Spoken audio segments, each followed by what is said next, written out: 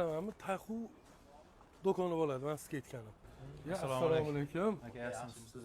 Abduhamid aka, qanaqasiz? Tuzimiz aka, charchamayapsizmi?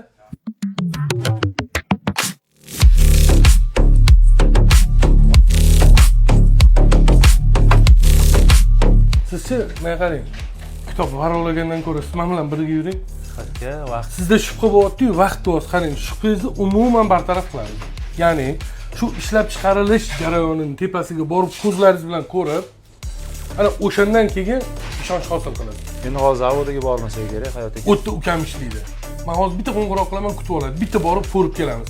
Ko'zingiz bilan ko'ring, yoqmasa mayli olmaysiz. Yoqadi, ketdik.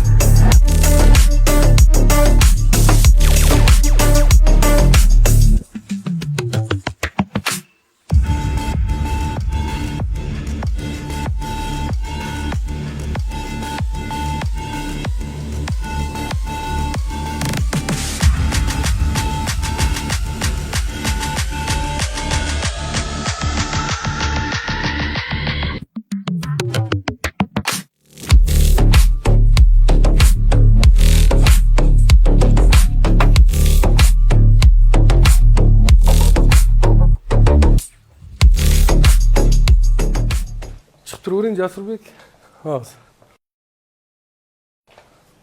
Anvar.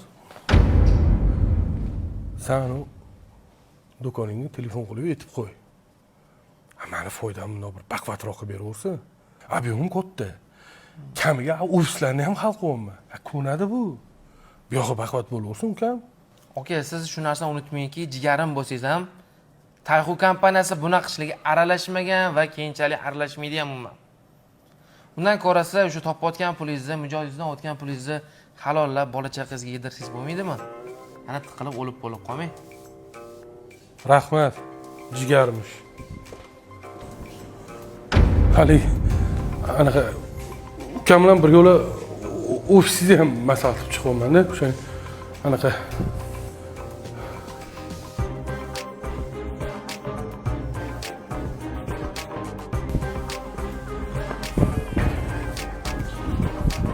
Hayot aka, nima?